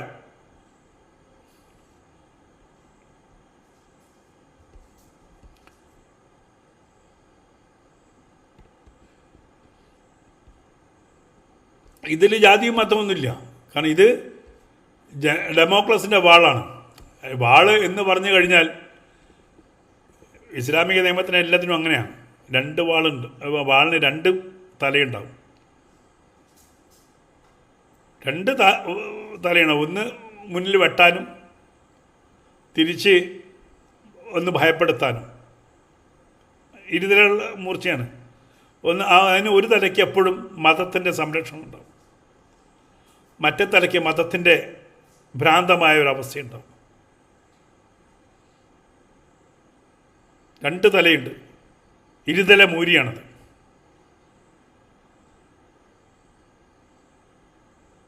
അവിടെ സന്ദീപ് വാര്യരെ പോലുള്ള ആൾക്കാർ ഒറ്റ നിമിഷം കൊണ്ട് നേരെ പോയി കവിഴ്ന്ന് വീണ് പൊന്നാനിയിലേക്ക് ഓടിപ്പോകുന്ന അതിനുള്ള കഴിവും അവർക്കുണ്ട്. അങ്ങനെ ചെയ്യാനുള്ള സമ്പത്ത് അവർക്കുണ്ട്. ബിസിനസ് മേഖലകൾ അവർക്കുണ്ട്. നിയമത്തിൻ്റെ വ്യവസ്ഥ അവർക്കുണ്ട്. അത്തരം നിയമവ്യവസ്ഥ ഉണ്ടാക്കിയെടുക്കുന്നതിലാണ് അവർ താല്പര്യം. അതുകൊണ്ടാണ് ഈ പറയുന്ന വഖഫ് ബോർഡ് ഉണ്ടായത്. ജനങ്ങളെയൊക്കെ ദ്രോഹിക്കാൻ പറ്റുന്ന രീതിയിൽ അതിൽ നിയമവ്യവസ്ഥ ഉണ്ടായത്. ഈ നിയമവ്യവസ്ഥകൾക്കെതിരെ സമൂഹം പൊരുതിയിട്ടില്ലെങ്കിൽ ഇത് നാളെ എൻ്റെയും നിങ്ങളുടെയും വീട്ടിലേക്ക് കടന്നു വരും ഈ വ്യാളി. ഒരു സംശയവും വേണ്ട. ക്ഷേത്രങ്ങളിലേക്ക് കടന്നു വരും ഈ വ്യാളി. ഇപ്പം തന്നെ വന്നു. 1500 വർഷം പഴക്കമുള്ള ഒരു ക്ഷേത്രത്തിലേക്ക്. അതെന്താ മുസ്ലിം ലീഗുകാരൻ പറയാത്തത്? അത് ശരിയായില്ല എന്ന്. തമിഴ്നാട്ടിലെ 1500 വർഷം പഴക്കമുള്ള ഒരു ക്ഷേത്രം, അന്ന് ഇസ്ലാം ഉണ്ടായിട്ടില്ലെന്നേ. ഇസ്ലാം ഉണ്ടാവുന്നതിന് മുമ്പുള്ള ഒരു ക്ഷേത്രത്തിൽ വഖഫിന് അവകാശം വന്നിരിക്കുന്നു. അവകാശം അത് വഖഫിൻ്റെ ആണെന്ന് പറഞ്ഞിരിക്കുന്നു. അവിടെ എന്താ മുസ്ലിം ലീഗ് മൗനം പാലിക്കുന്നത്? അവിടെ എന്താണ് ഇടതുപക്ഷം മൗനം പാലിക്കുന്നത്? ഇത് ഞങ്ങൾ എങ്ങനെയെങ്കിലും സോൾവ് ചെയ്തു തരാം. മാനന്തവാടിയിലെ പ്രശ്നം ഞങ്ങൾ സോൾവ് ചെയ്തു തരാം. കുറച്ച് പ്രശ്നമുള്ളൂ, അത് നമുക്ക് സോൾവ് ചെയ്തു തരാം. നിങ്ങൾ എത്ര സോൾവ് ചെയ്യും? നിങ്ങളെക്കൊണ്ട് കൂട്ടിയാൽ കൂടില്ല കേട്ടോ.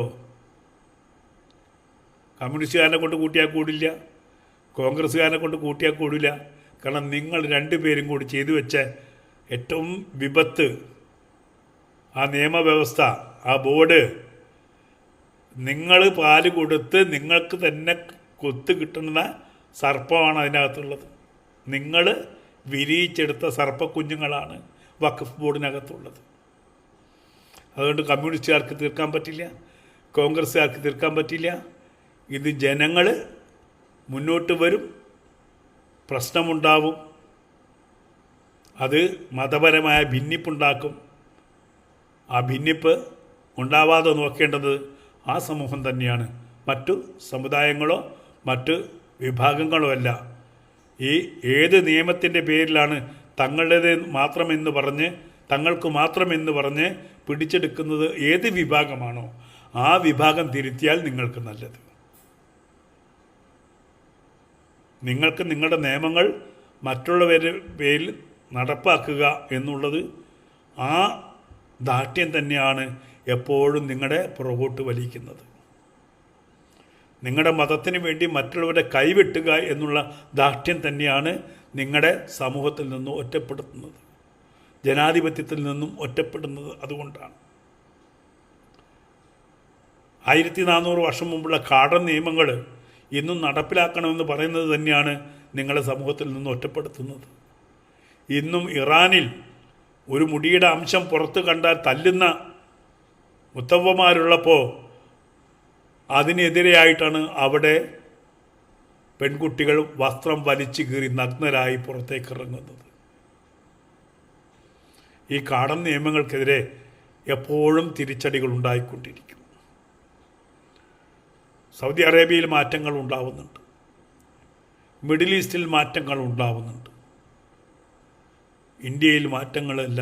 വീണ്ടും പഴയ എത്രമാത്രം കഠിനമായിട്ടുള്ള മറ്റൊരു അഫ്ഗാനിസ്ഥാൻ ആവാനോ മറ്റൊരു ബംഗ്ലാദേശ് ആവാനോ പ്രാർത്ഥിക്കുന്നവരാണ് ഇവിടുത്തെ ഈ സമൂഹം എന്ന് ജനങ്ങൾക്ക് തോന്നി തുടങ്ങിയിരിക്കുന്നു.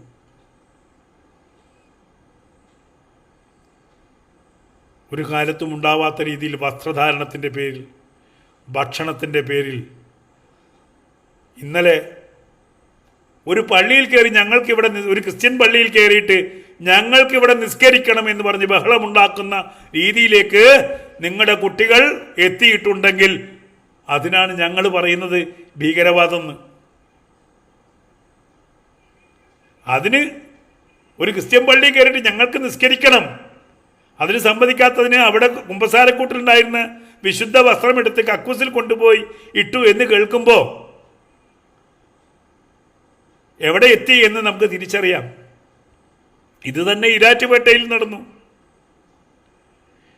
ഇത്തരം ദാർഢ്യങ്ങൾ പവർഫുള്ളായിട്ട് ഞങ്ങൾ പവർഫുള്ളായിരിക്കുന്നു. അതുകൊണ്ട് ഞങ്ങൾ ആ ദാർഢ്യമാണ് സുപ്രഭാതത്തിൽ കണ്ടത്. വാട്സ് വഖഫ് ആൾവേസ് വഖഫ് എന്ന് പറയുന്ന ആ ദാർഢ്യം ഉണ്ടല്ലോ, അത് ഈ സ്ട്രെങ്ത് എണ്ണം കൂടിക്കഴിഞ്ഞു. എണ്ണത്തിനൊപ്പം ഞങ്ങൾക്ക് വണ്ണവും കൂടിയിട്ടുണ്ട്. പക്ഷെ കാലാകാലം ഇത് നിലനിൽക്കില്ല. ഇത് ലോകത്തിൻ്റെ എല്ലായിടത്തും ഇത്തരം ചിന്താഗതികൾ നാശത്തിലേക്കേ പോയിട്ടുള്ളൂ. ഗാസ നോക്കൂ, 100-400 ദിവസം മുമ്പ് ആയിരക്കണക്കിന് മനുഷ്യർ സുഖമായിട്ട് ഉറങ്ങിക്കൊണ്ടിരുന്നപ്പോൾ അവർ ജോലി ചെയ്ത് ജീവിതം മുന്നോട്ട് കൊണ്ടുപോയിക്കൊണ്ടിരിക്കുമ്പോൾ അവരുടെ മണ്ണിനടിയിൽ പെരിച്ചാഴികളെപ്പോലെ മാളങ്ങൾ തുളച്ച് അതിലേക്ക് ആയുധങ്ങൾ കയറ്റി ഒരു സുപ്രഭാതത്തിൽ ഇസ്രായേലിലേക്ക് കടന്നു ചെന്ന 1200 പേരെ വെട്ടിനുറുക്കി വെടിവെച്ച് ബലാത്സംഗം ചെയ്ത് കൊന്നതിൻ്റെ ഫലം ഇന്ന് ഗാസയിൽ കല്ലോട് കല്ല് വീണ് ജലമില്ലാതെ ഭക്ഷണമില്ലാതെ ലക്ഷക്കണക്കിന് മനുഷ്യർ പുഴുക്കളെപ്പോലെ ജീവിക്കേണ്ടുന്ന അവസ്ഥയിലേക്ക് കൊണ്ടെത്തിച്ചത് എന്താണ്? ഈ ഭ്രാന്താണ്, മതഭ്രാന്താണ്. സ്വന്തമായിട്ട് ആ ഉണ്ടായിരുന്ന രാജ്യത്തിന് ആ പെരിച്ചാഴികളെപ്പോലെ ഭൂമി തുളച്ച പണം അവിടുത്തെ ജനങ്ങൾക്ക് വേണ്ടി ചിലവഴിച്ചിരുന്നെങ്കിൽ മറ്റൊരു ദുബായി ആയി മാറുമായിരുന്നു ഗാസ. അത് ചെയ്തില്ല. അപ്പോഴും തീവ്രവാദത്തിന് വേണ്ടിയാണ് ഈ ലോകത്തുനിന്ന് മുഴുവനും സംഭാവനയായി കിട്ടിയ പണം കൊണ്ട് പെരിച്ചാഴികളെപ്പോലെ ഭൂമിക്കടിയിൽ കൊണ്ടുപോയി കുഴിച്ചിട്ടു. ഇന്നത് പൊട്ടി തകർന്ന് ഒന്നുമില്ലാതെ, കല്ലോട് കല്ല് നിൽക്കാതെ തകർന്ന് തരിപ്പണമായി. എന്തിൻ്റെ പേരിലാണ്? എന്നിട്ടും ചിന്തിക്കുന്നുണ്ടോ? ലോകത്ത് അശാന്തി ഏറ്റവും കൂടുതൽ പടർത്തുന്ന ആരാണെന്ന് ചോദിച്ചാൽ ഇസ്ലാമാണ്. അവിടേക്ക് നമ്മൾ ഇവിടുത്തെ കേരളവും മാറുന്നുണ്ടോ എന്ന് ചോദിച്ചാൽ, ഇന്ത്യയും മാറുന്നുണ്ടോ എന്ന് ചോദിച്ചാൽ ഉണ്ടെന്ന് പറയാം. അതല്ലെങ്കിൽ ഒരു സാമാന്യ ബുദ്ധി കൊണ്ട്, സഹനശക്തി കൊണ്ട് ആ നിയമങ്ങൾ വായിച്ചാൽ ഏതൊരു മുസൽമാനും മനസ്സിലാവും ഇത് തോന്നിവാസമാണ്, ഇതിൽ എഴുതി വച്ചിരിക്കുന്നത് ഭരണഘടനാ വിരുദ്ധമാണെന്ന്. ഒരു നല്ല മുസൽമാനാണെങ്കിൽ അയാൾക്ക് കണ്ടെത്താൻ കഴിയും. ഇത് തിരുത്തണമെന്ന് അയാൾക്ക് പറയാൻ കഴിയും. അത് പറയാൻ തോന്നാത്തത് തന്നെയാണ് ഈ മതത്തിൻ്റെ കുഴപ്പം. ആ കുഴപ്പം മാറ്റിയാൽ നല്ലത്. രാജ്യത്ത് ഈ പറയുന്ന മതേതരത്വം 24 മണിക്കൂറും വിളിച്ച് പറയുന്നല്ലോ, അത് പുലരണമെങ്കിൽ പരസ്പരം അങ്ങോട്ടും ഇങ്ങോട്ടും ചില നീക്കുപോക്കുകൾ വേണ്ടി വരും. അത് വിശ്വാസത്തിൻ്റെ കാര്യത്തിലായാലും ആചാരത്തിൻ്റെ കാര്യത്തിലായാലും ശരി. ആ നീക്കുപോക്കുകളില്ലാതെ ഞങ്ങളത് മാത്രം ശരി, ഞങ്ങൾ മാത്രം ശരി എന്ന് പറഞ്ഞ് ശാഠ്യം പിടിച്ച് മുന്നോട്ട് പോയാൽ അവിടെ അക്രമമുണ്ടാവും, അശാന്തി ഉണ്ടാവും. ആ അശാന്തി ഉണ്ടായിട്ട് ആ രാജ്യം തന്നെ ഇല്ലാതാവും. ലോകത്തെല്ലായിടത്തും കണ്ടതാണ്. ഉഗാണ്ടയിലും ആഫ്രിക്കയിലും ഒക്കെ കാണുന്നത് അതാണ്. മര്യാദക്ക് ജീവിച്ചിരുന്ന ആൾക്കാരാണ് ബംഗ്ലാദേശ്.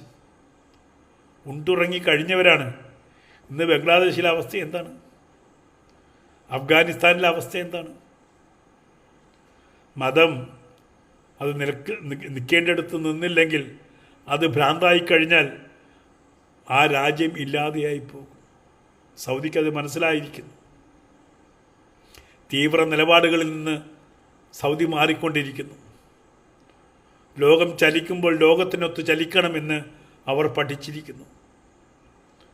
അവിടെ കറുത്ത വസ്ത്രങ്ങൾ പതിയെ മാഞ്ഞുകൊണ്ടിരിക്കുന്നു. പകരം കേരളത്തിലേക്ക് കറുത്ത വസ്ത്രങ്ങൾ എന്താണ് പറയുന്നത്, വളർന്നുകൊണ്ടിരിക്കുന്നു. കറുത്ത വസ്ത്രങ്ങളുടെ കാഴ്ചയാണ് എല്ലായിടത്തും കാണുന്നത്. 41-42 ഡിഗ്രി ചൂടിലും അതിനകത്ത് സ്ത്രീത്വം നിന്ന് പൊള്ളുന്നു. ആ കറുത്ത ലോഹയ്ക്കകത്ത്, കറുത്ത കുപ്പായത്തിനകത്ത് നിന്ന് പൊള്ളുന്ന അവസ്ഥ നമ്മൾ കാണുന്നു. അതേ ചൂടുള്ള അറബ് രാജ്യങ്ങൾക്കത് മനസ്സിലാക്കിയിട്ട് അവർ മറ്റു വസ്ത്രങ്ങൾ, മാന്യമായ വസ്ത്രങ്ങൾ ധരിക്കാൻ പറയുന്നു. ഇവിടെ 6 വയസ്സുള്ള, ഇന്നലെ ഒരു വീഡിയോ കണ്ടു. 6-7 വയസ്സുള്ളൊരു കുട്ടി പർദ്ദയിട്ടിട്ട് ഹോട്ടലിൽ നിന്ന് ഭക്ഷണം കഴിക്കുന്നു. ഒരു കഷ്ണം ബ്രെഡ് എടുക്കും, എന്നിട്ട് ഇത് പൊന്തിയിട്ട് ഇങ്ങനെ തിന്നും. എന്തൊരു ഗതികെട്ട അവസ്ഥയാണ്. അങ്ങോട്ടാണ്, പിന്നോട്ടാണ്, എല്ലാ നിയമത്തിലും. ഈ ഇസ്ലാമിക നിയമം, ആ പ്രാകൃത നിയമം മുറുകെ പിടിച്ചുകൊണ്ട് മുന്നോട്ട് പോകുമ്പോൾ പ്രശ്നങ്ങളുണ്ടാകും. കാലത്തിനനുസരിച്ച് പറയുമ്പം പറയും, അയ്യോ ആ ആയത്ത് യുദ്ധസമയത്തുണ്ടായതാണ്, ഈ ആയത്ത് മറ്റേ സമയത്തുണ്ടായതാണ്. അങ്ങനെയാണെങ്കിൽ അതിന് ഇപ്പോൾ പ്രസക്തിയില്ല എന്ന് പറയണ്ടേ? വള്ളി പുള്ളി പറ്റാൻ പാടില്ല. 2 രീതിയിലാണ് സംസാരിക്കുക. പ്രത്യേകിച്ച് ഇന്ത്യൻ മുസ്ലിംസ്, പാകിസ്ഥാനി മുസ്ലിംസ്. ഇപ്പോൾ അഫ്ഗാൻ എല്ലാം, സിറിയൊക്കെ പഠിച്ചില്ലേ? എന്ത് പഠിച്ച്? തകർന്ന് തരിപ്പണമായിട്ട്. എന്നിട്ടും ഭീകരതയുടെ വേരുകൾ അവിടെ നിന്ന് മാറിയിട്ടില്ല. ഇന്ന് ലബനാൻ കത്തിയെരിഞ്ഞുകൊണ്ടിരിക്കുന്നു. നല്ല സുഖസൗകര്യത്തോട് കഴിഞ്ഞ മനുഷ്യർ റോട്ടിൽ വന്ന് പായല്ല പേപ്പർ വിരിച്ച് കിടന്നുറങ്ങും.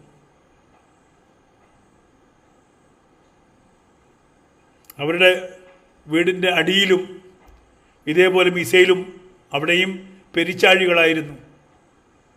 പെരിച്ചാഴികളൊക്കെ പുകച്ച് പുറത്ത് ചാടിച്ച് അവർ കൊന്നുകൊണ്ടേയിരിക്കുന്നു. പക്ഷെ അവർ കൊല്ലുമ്പോൾ ഈ മാളങ്ങൾ തകർക്കുമ്പോൾ അതിൻ്റെ മുകളിലുള്ള ബിൽഡിങ്ങും താഴോട്ട് പോകും.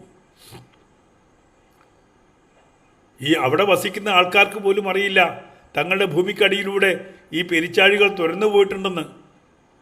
ഒടുവിൽ ഇസ്രായേലിൽ വന്ന് ഇതിനകത്ത് ബോംബ് വെച്ച് പൊട്ടിക്കുമ്പോഴാണ് ഒരു പ്രദേശം ഒന്നായിട്ട് തകർന്നു പോകുന്നത് കാണുന്നത്.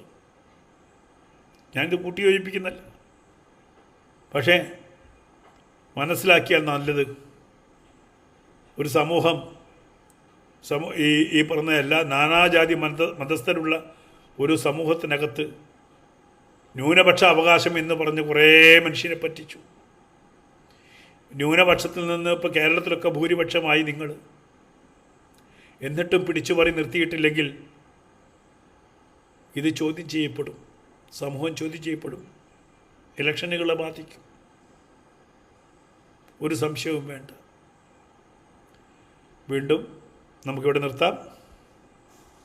വീണ്ടും അടുത്ത ദിവസം മറ്റു വിഷയമായിട്ട് സംസാരിക്കാം. നമസ്തേ.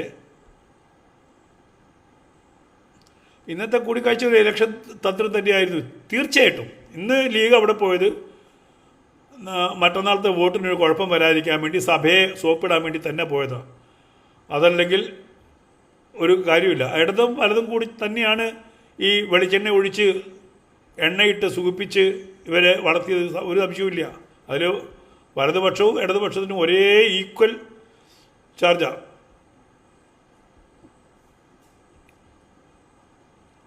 മുസാഫിർ വന്നു, ഒന്ന് പോടാപ്പ, ഇതാണോ നിൻ്റെ സംസ്കാരം? ഇത് തന്നെയാണ് ഞാൻ പറഞ്ഞുകൊണ്ടിരിക്കുന്നത്. ഈ തീവ്രമായിട്ടുള്ള തീവ്രവാദമല്ലാതെ സമൂഹമാണ്, ആ സമൂഹത്തിന് വേണ്ടി ഗുണം ചെയ്യണമെന്ന് ഒരു മുസൽമാന് ചിന്തിക്കാൻ പറ്റില്ല. അതുകൊണ്ടാണ് ഒന്ന് പോടാപ്പ എന്ന് പറയുന്നത്.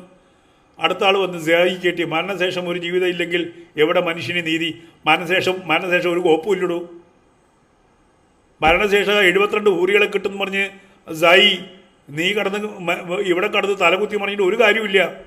അവിടെ ഒരു ഹൂറിയും കിട്ടാൻ പോകുന്നില്ല എന്ന് എൻ്റെ വിശ്വാസം. ഇവിടെ ഒരു ഹൂറിനെ കൊണ്ട് നടക്കാൻ പറ്റുന്നില്ല, പിന്നെ അവിടെ പോയിട്ട് 72 ഹൂറിനെയും കൊണ്ട് ജീവിക്കാൻ പോകുന്നത്. മരണശേഷം എന്ത് ജീവിതം? ഇവിടെ മനുഷ്യനായിട്ട് ജീവിച്ച് മരിക്കാൻ ശ്രമിക്കുക. മനുഷ്യനായിട്ട് ഇവിടെ ഒന്ന് ജീവിച്ച് മരിക്കുക. അതല്ലാതെ നാളെ മരിച്ചു ചെല്ലുമ്പോൾ അവിടെ കിട്ടുന്നതിന് വേണ്ടിയിട്ട് ഇവിടെ മനുഷ്യത്വമില്ലാതെ ജീവിക്കാതെ പോകുന്നു. അതാണ് വ്യത്യാസം. അത് തന്നെയാണ് വഖഫ്.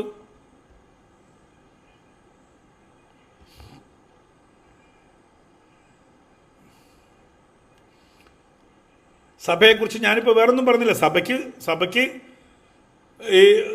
എന്ത് വേണമെന്ന് സഭയാണ് തീരുമാനിക്കേണ്ടത്. ഇത് കേവലം മുനമ്പത്തെ പ്രശ്നമാക്കിയിട്ട് ക്രിസ്ത്യാനികളുടെ മാത്രം പ്രശ്നമായി സഭ കാണുകയാണെങ്കിൽ പിന്നീട് ഒരു പ്രശ്നം വരുമ്പം സഭയുടെ കൂടെ ആരുണ്ടാവും എന്നുള്ളത് സഭ ചിന്തിച്ചാൽ നല്ലത്. എല്ലാ സഭകളല്ല ഞാൻ പറയുന്നത്. ഇതിനെ താൽക്കാലിക ലാഭത്തിന് വേണ്ടി അല്ലെങ്കിൽ താൽക്കാലികമായിട്ട് ഇത് ഒതുക്കാൻ വേണ്ടി ശ്രമിക്കുന്ന കുറച്ച് ആളുകളും ഉണ്ട് ആ വിഭാഗത്തിൽ. അവർക്ക് താൽക്കാലിക മുതലെടുപ്പ് മാത്രമാണ് ലക്ഷ്യം ഉണ്ടാവുക. അതെ, Mallus are the so called പ്രബുദ്ധർ. മലയാളി എന്ന് പറഞ്ഞു കഴിഞ്ഞാൽ ബുദ്ധി രാക്ഷസന്മാരെന്നാണ് പറഞ്ഞത്. എന്നാൽ ബുദ്ധി തൊട്ടടുത്ത് കൂടി പോകാത്തൊരു വിഭാഗമുണ്ട് മലയാളിയാണ്. ബാക്കി എല്ലാവരും മാറി. ഇന്ന് കേരളത്തിലൊരു തമിഴിനെ കാണാൻ പറ്റുമോ? അവനവിടെ നന്നായി ജീവിക്കുന്ന അവൻ്റെ നാട്ടിൽ. ഇന്ന് കേരളത്തിൽ ബംഗാളികൾ മാത്രമേ ഉള്ളൂ. അതുണ്ടാക്കി വെച്ചത് കമ്മ്യൂണിസ്റ്റുകാരാണ്. മലയാളി മുഴുവനുള്ളത് സൗദി അറേബ്യയിലും ദുബായിലും പോയിട്ട് അവിടെ പോയിട്ട് പണിയെടുക്കുന്നു. മലയാളിക്ക് ഈ പൊങ്ങച്ചം പറഞ്ഞ് നടക്കാനുള്ള, അതല്ലാതെ ഇവിടെ എന്ത് സംഭവിക്കുന്നു, ആർക്കായാലും എന്തായാലും അങ്ങനെ പോയിക്കൊണ്ടിരിക്കുക. ചിന്തിക്കാനുള്ള ശേഷി ഉണ്ടെങ്കിൽ മലയാളി ഇങ്ങനെയല്ല പ്രവർത്തിക്കുന്നത്. മലയാളി ഒരു കാര്യത്തിനും ഒരുമിച്ച് നിൽക്കില്ല. അതിങ്ങനെ പറയുമ്പോൾ ഭയങ്കര വിദ്യാഭ്യാസം. എന്ത് വിദ്യാഭ്യാസമാണ് നമുക്കുള്ളത്? 10ാം ക്ലാസ്സിൽ എത്തുമ്പോൾ എല്ലാത്തിനെയും ഒരുമിച്ച് ജയിപ്പിച്ച് വിടും. അത് 12ാം ക്ലാസ്സിൽ ഒരുമിച്ച് ജയിപ്പിച്ച് വിടും. എന്നിട്ട് 8x8 എന്ന് ഗുണിക്കാൻ അറിയാത്തവൻ എൻജിനീയറിങ്ങിന് പോവും. എന്നിട്ട് പുറത്ത് പ്രൈവറ്റ് എഞ്ചിനീയറിൽ നിന്ന് അവിടുത്തെ സർട്ടിഫിക്കറ്റ് കൊണ്ട് പുറത്തേക്ക് വിടും. അവൻ പാലം പണിതാലും പാലം താഴെ വീഴും. പലപ്പോഴും യോഗ്യതക്കനുസരിച്ചുള്ള വിദ്യാഭ്യാസ രീതിയോ കാര്യങ്ങളോ മലയാളിക്കില്ല, ബോധവുമില്ല.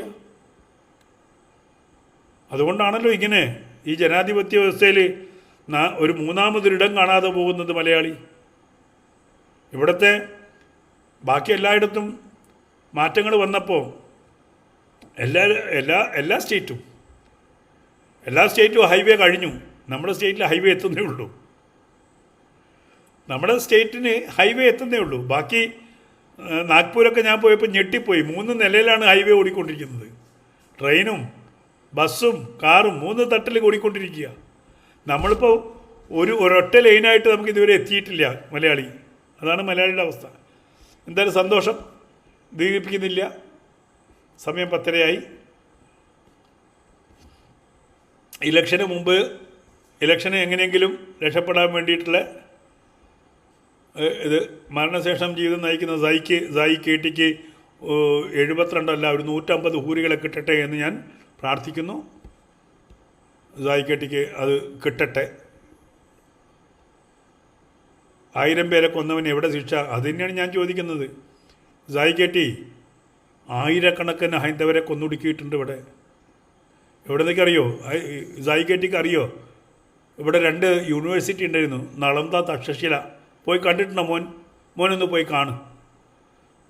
നളന്ദ കത്തിച്ചത് ആരാണെന്ന് മോനൊന്ന് പഠിക്ക്. ആരാണ് രാമക്ഷേത്രം തകർത്തതെന്ന് മോനൊന്ന് പഠിക്ക്. എങ്ങനെയാണ് കുത്തുബ് മിനാർ ഉണ്ടാക്കിയത് എന്ന് മോനൊന്ന് പഠിക്ക്.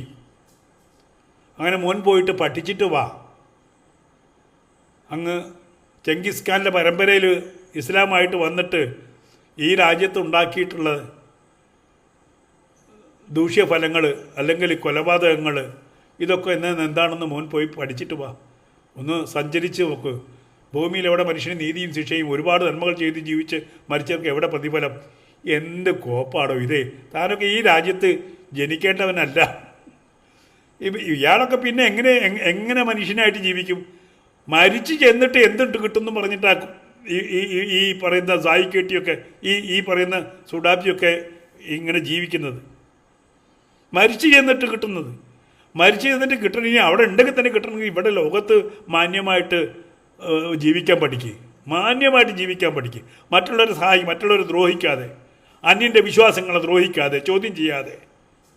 ലോകാ സമസ്ത സുഖിനോ ഭവന്തു വസുദൈവ കുടുംബകം എന്ന് വിശ്വസിക്കുന്ന ഹൈന്ദവൻ്റെ മൂല്യങ്ങളെ പഠിച്ച് ജീവിക്കുക. ഭാരതത്തിലാണ് ജനിച്ചത്. ആ ഭാരതത്തിന് നന്മയുടെ വലിയ ഒരു ശേഖരമുണ്ട്. 1400 വർഷം മുമ്പുള്ള കാടത്തമല്ല ഭാരതത്തിനുള്ളത്. നമ്മളൊരു കാര്യം പറയുമ്പോൾ അതിൻ്റെ ഇടയ്ക്കും വന്നിട്ട് മതം പറയുന്നത് ഇത് തന്നെയാണ് ഇസ്ലാം. അവനെ സംബന്ധിച്ചുള്ള മരിച്ചു എന്നിട്ടുള്ളതാണ്. അള്ളാഹ് ഭൂമി ഉണ്ടാക്കിയിട്ട് മരിച്ചു ചെല്ലുമ്പോൾ 72 ഓറി, അതിൻ്റെ കൂടെ എന്താണ് തേനിൻ്റെ പുഴ, പാലിൻ്റെ പുഴ, ഒടുക്കത്തെ പുഴ, ഒടുക്കത്തെ പെണ്ണുങ്ങൾ, നിതംബം, ബാല്യ നിതംബങ്ങൾ, ഉടയാത്ത മുലകൾ. ഇതാണ് ചിന്ത. ഒരു വിഷയം പറയുമ്പോൾ, ജനങ്ങളെ ബാധിക്കുന്ന വിഷയം പറയുമ്പോഴും അതിനകത്ത് പോലും വന്നിട്ട് അതാണ് അവരുടെ. അത്രേ ഉള്ളൂ. ഞാൻ ദീർഘിപ്പിക്കുന്നില്ല. നമ്മൾ ഇവരോടൊക്കെ മറുപടി കൊടുക്കാമെന്നുണ്ടെങ്കിൽ ആ രീതിയിൽ കൊടുക്കേണ്ടി വരും. ഞാനത് ചെയ്യുന്നില്ല. മനുഷ്യനാവണം. ശരി, എല്ലാവർക്കും ഒരിക്കൽ കൂടി നന്ദി, നമസ്കാരം.